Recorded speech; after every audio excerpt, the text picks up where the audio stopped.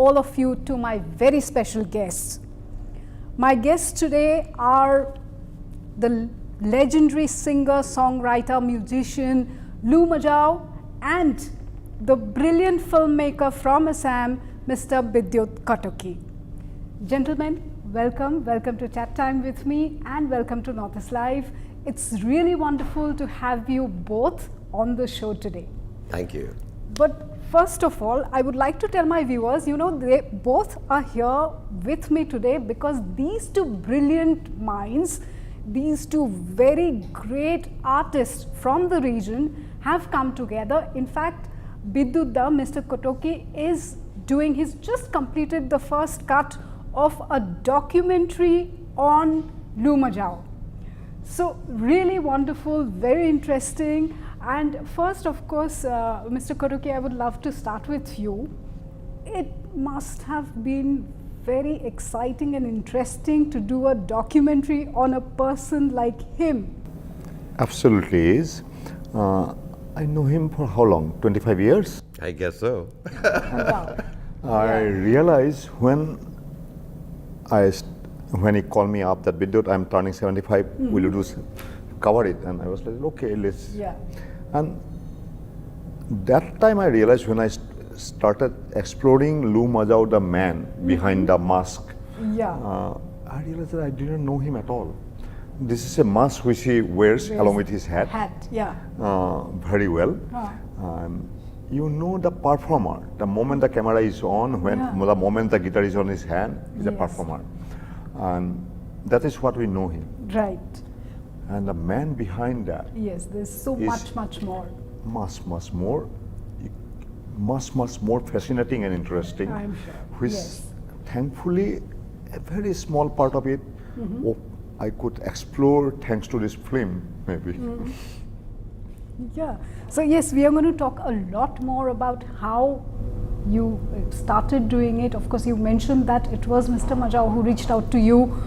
75, of course, he doesn't look that, and the energy, the passion and the excitement that you bring on stage and even off stage, it's lovely to have you, Really, I would really want to know where does all this energy come from?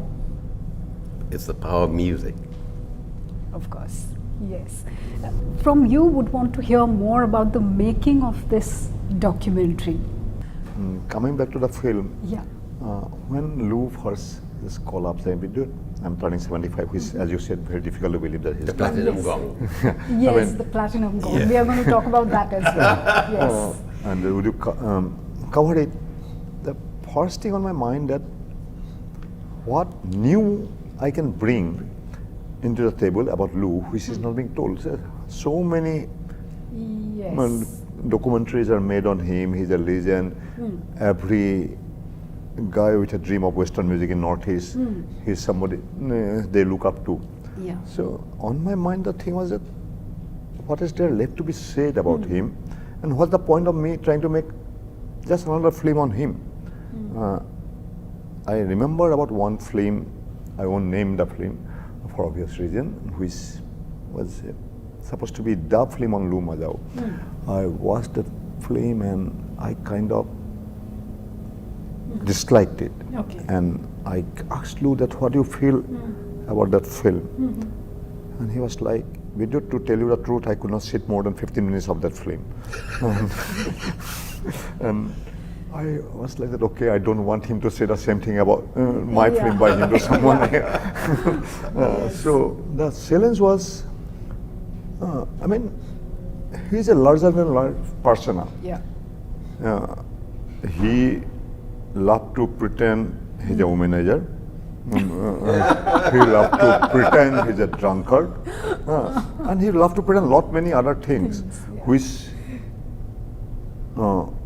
I think he, in a way, he portrays his vices more than his virtues.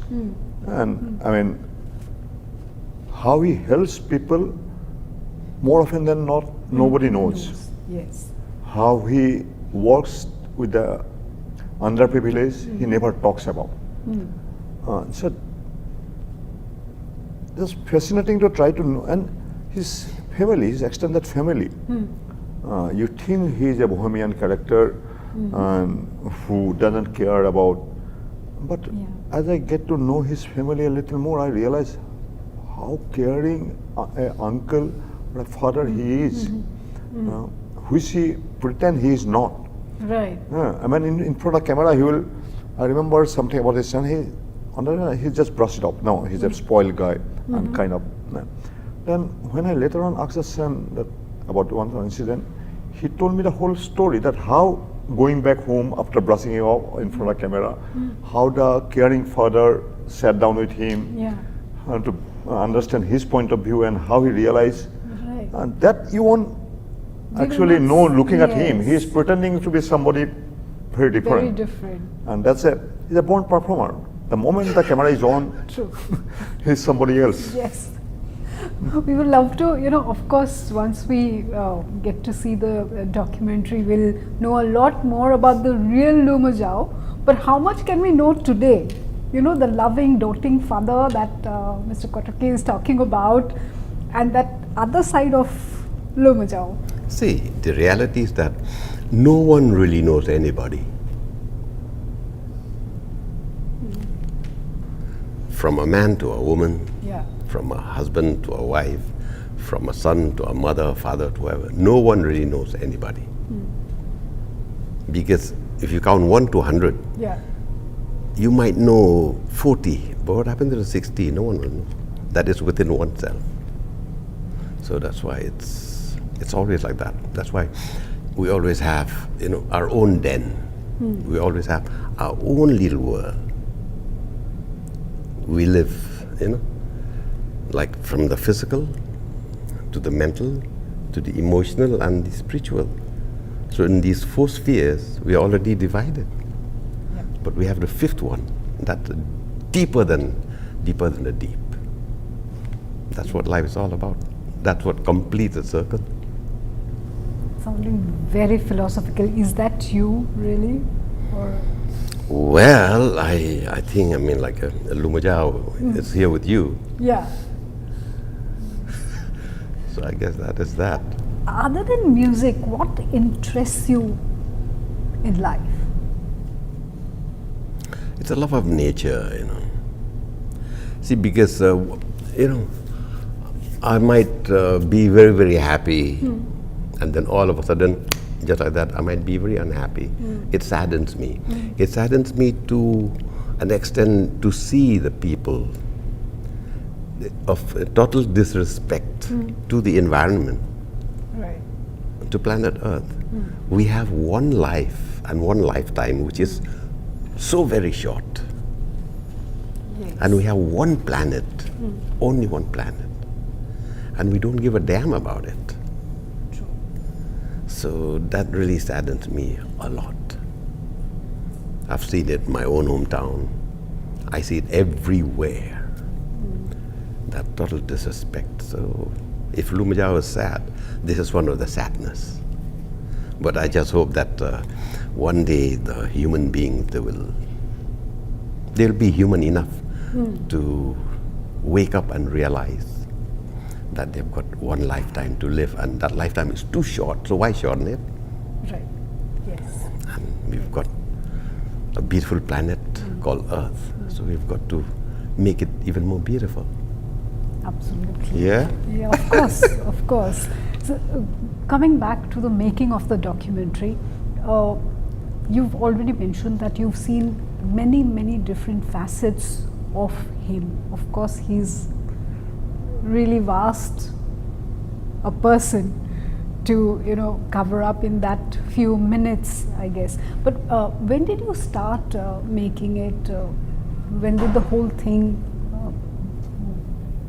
See, actually I made another film before, which is not exactly on Lou, but maybe I can still say he's the driving force. It's called Guns and Guitars. Yes. That was almost a decade back, and I remember that also started with a casual conversation we had. I mean, when Lou comes to Mumbai, many a time he calls me up and lands up in my place, and at least used to. And his only demand used to be take me to one particular music shop where he wants to buy the guitar strings and music listing, and he's as self-proclaimed very bad traveler. He doesn't want to see any sight, any touristy thing. So one day we're going there, and I was like just thinking aloud with him that even something as basic as a good guitar string, you have to depend on a shop in Mumbai. And when we have gone to there, obviously they knew of him, and they were like that we have maximum customer, good customer from Northeast. I mean, I was kind of puzzled that when the best of the best, liquor beverages, and the costliest of the things are available at the drop of a hat, for something as basic as a guitar string, good guitar string, he has to visit a shop in Mumbai. In Mumbai. So that was the conversation which started the seed of Guns and Guitar, that in Northeast, how all the for the outside world is a place of gun. Right. And nobody talks about the guitar. And so that was about Dylan's 40th celebration, I guess. 40th celebration, how he planned with 8 different bands from 8 northeastern states. We traveled with the band, and we grand finale in Shillong. And obviously in documentary, even in regional films, the budget is bad, and documentary is worse. So after that, I was kind of that, okay, I had enough of how long you want to struggle for making a film. But again, he's not somebody you want to say no to. So when he called the Bidyut, I wanted to cover my 75th. I was like, of course. But then the question was like, what am I going to cover? To be honest, I didn't have a very clear idea of what I wanted to do. And I think in this film also the journey is more interesting than the destination. Along the way, I don't say that I got to discover a lot more, but definitely much more than what I used to know of him. I used to, like, for example, he's a tea lover. That everybody knows. But his economic status reflected on his preferred tea. As in, he confided in me that when he have a good money, he prefer white tea. When he have little less money, he goes for green tea. When he's absolutely broke, he opt for black tea. Interesting. That's the regular tea. So those kind of pretty interesting tidbits. Very interesting. Yes. So what do you love doing when you're not doing music? Well, I think music, I feel music. And of course, one of the few things which I always love to do, I go to these government offices and then maybe privately owned that deals with trees and stuff like that. So sometimes from the government you get free, which is very difficult also to get for free, because most of the plants has been allotted to the government officials.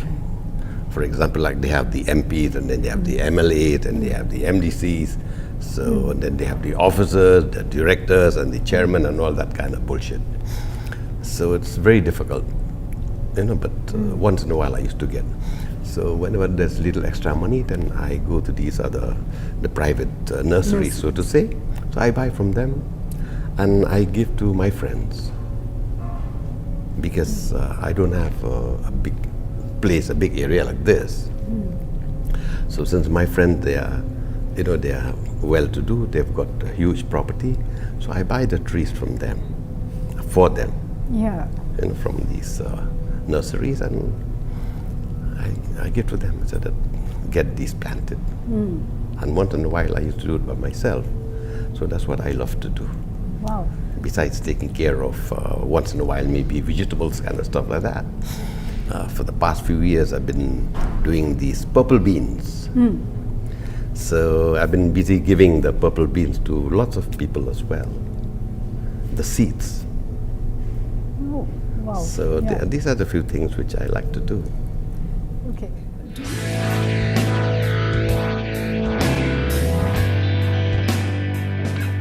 Vivel এলোভেৰাত আছে প্ৰাকৃতিক aloe vera আৰু vitamin ইৰ হতগুণ ই ছালখনক কৰি তোলে কোমলতকৈও কোমল Vivel aloe vera If you want to become a government certified fitness trainer, nutrition coach, join Northeast #1 fitness institute, FitPro Fitness Academy at Gold's Gym, Ganeshguri. 100% placement guaranteed. Join us today and no cost EMI is available.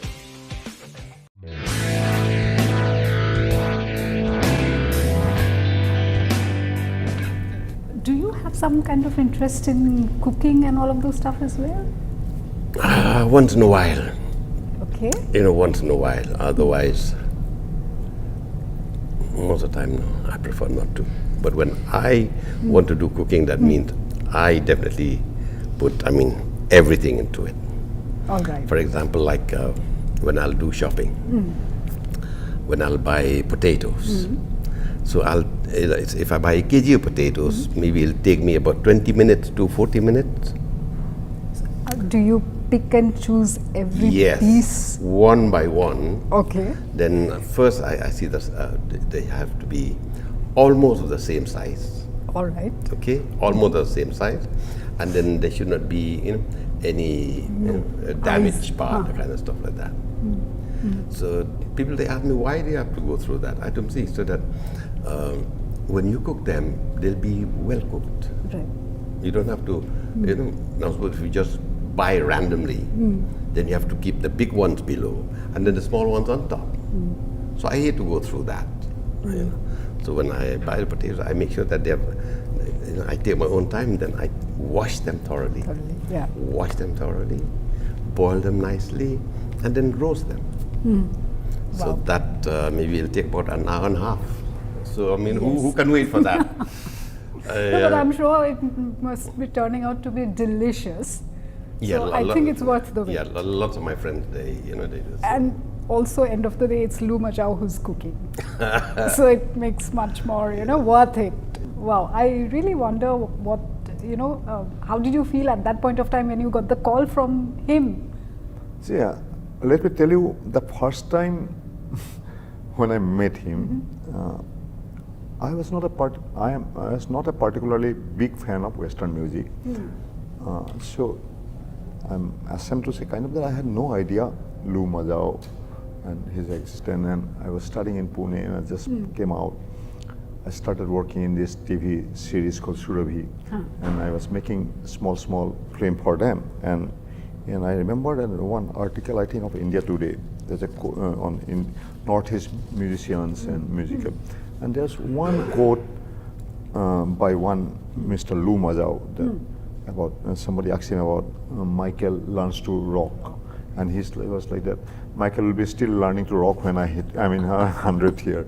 And I was like, okay, this guy looks interesting. Yeah, that's actually, once you spend time with him, you realize that the saying that journey is more important than the destination is absolutely hold true with him. He doesn't care. He decide on something, go ahead, does it, leave it behind, and forgets all about it. The next step, move on. And it's all of us say about it, but he actually does it. I'm seeing him over the years, and then look back. And so actually, what was so special for me in this particular documentary, I think one of the first time in his life, I made him look back to his life, where we have gone to the places where he used to sleep on the road in Calcutta and all, maybe after 30, 40 years, maybe more. Yeah, I guess so. And he never does it. And this time we made him do that. So I think that was a special moment for me as a filmmaker, and I hope he will also remember those moments, because that was one of the only Very time emotional, the church which he worked as a laborer to build, there he gone and perform. So he never used to revisit those things. Yes. The house where he used to come in after post 12 o'clock because he doesn't have a place, and he used to be friendly with the chowkidar and go in and sleep and leave before anybody wake up. Right. All those things, when he start talking, and I realized that maybe one of the first time in his life, he's looking back at his life, at his legacy, which he never does otherwise. Yeah, And like he said, Yeah, the trip was like really meaningful, yeah. Fabulous. What do you think about the current music scene as far as Meghalaya and the whole of Northeast is concerned? You see, the entire music scene all over the country, so since you're talking about Shillong or for that matter Assam, whatever it is, see it got blown out of proportions, which is a good thing, of course.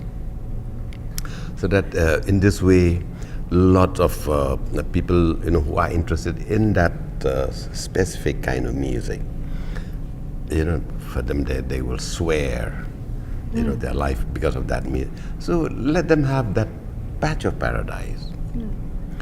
You see, because why play God with everyone? Yeah.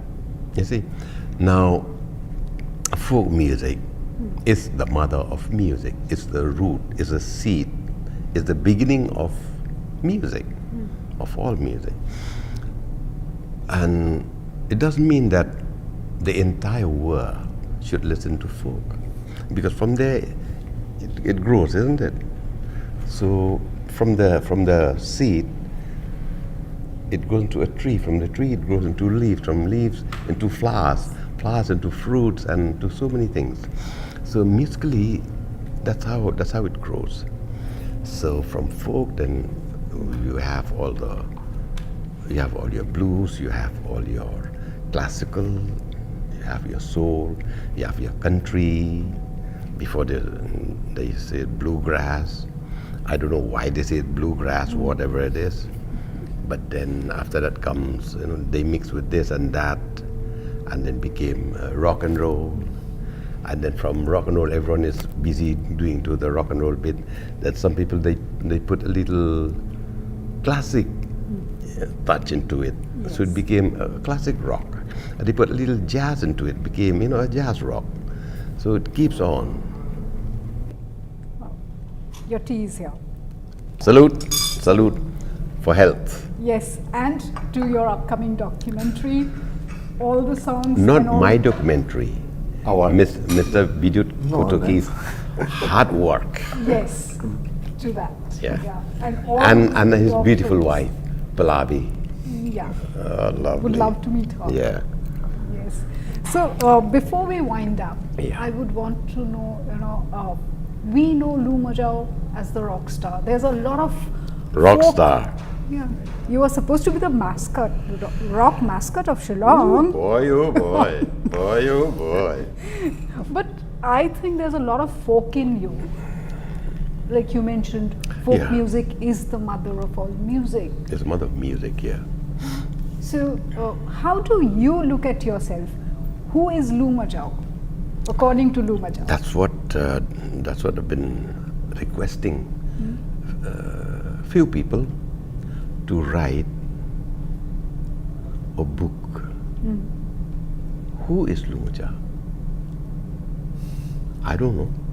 Okay, but I'm sure we're going to see a lot of the other side of Lou Majaw in the documentary. I sincerely hope so. See, the thing is that, if it has that little magic, which will be meaningful to the people, to everyone who sees the film, the documentary, then, now, out of 100 people, if there's only one, who sees that light from there, we're blessed. Absolutely, yes. But by when can we see the docu? When is it releasing? What are the plans there? I don't know. Yeah. Yeah, I'm just waiting for some final pieces of the puzzle to fall in to complete the jigsaw puzzle. Hoping for certain star to align, if I may say so. And Is it because of financial constraint or something? not really financial. I mean, Something big that you are fabulous. let's. Never can tell. I mean, keep it this way: that like he chews each and every potato and make Yes. it takes his Okay. time to. Best potato roast. Okay. Yeah. So we are just hoping that we are trying to wait to see if we can Right. get few perfect potatoes and complete the dish on Lou Majaw. Yes, and it's the documentary will be named Lou and Behold, as Yeah. of now. I freaked out on that, because I think you had sent to me another 50 Shades of Lou Majaw, remember? Yes. And prior to that, it was, Hey, Mr. Tambourine Man, sing a song for me. Isn't that at the embryonic stage? I couldn't get it. The one. Hey, Mr. Tambourine Man, sing a song for me. Yes, that also was a tentative title. We are actually like he said, he has just so many shades. Yes. Whose name will be perfect? Like Searching for Dylan was, I was thinking once, and Hey, Mr. Tambourine Man was another name. Then 50 Shades of Blue came in. But then That's a very interesting one, though. yeah. 50 Shades, maybe more than 50 Shades. More than 50 Shades. Then, but suddenly when we are making this, and somebody like that, this is a perfect name, Lou and Behold, and we are like, Yes. okay, that That's lovely. can be a Yeah. apt name for Yeah, it's it has that kick over there. Yeah. I think partly because it's fun also. Look and behold, lo and behold. I think it's one of those. No, actually, it came from I'm making small films on him, and I'm also collecting some of the documents. I mean, he used to have VHS rushes of some of the things which he had performed, and those gone, and I think gone out of circulation. But I had fortunately digitized some of it for my earlier work, and I was going through those things, and suddenly in one newspaper cutting, we found the word Lou and Behold, and somebody like that. This is the apt name for. Yeah, which is fantastic. Yeah. Lovely. So, of course, there's so much more to talk about with both of you. Film world, world of music, world of rock and folk, Assamese film. So much more to talk about, but unfortunately time, as always, has been a constraint. Once again it is, but wishing the best for the documentary and all your films. Would love to hear more from you about your passion for food, cooking, buying vegetables, your passion and love for environment. That's another. Not for the wine, women, and weather. Of course, that too. I don't. That everybody knows. They want to know the unknown Lou. Yes, and I'm sure he will have so much more to share. Would be wonderful. Thanks for inviting us. It's pleasure's always mine. Lovely that both of you could spare some time. And one more time, Salute. salute. And thank you, viewers, for watching. Salute. Kublai.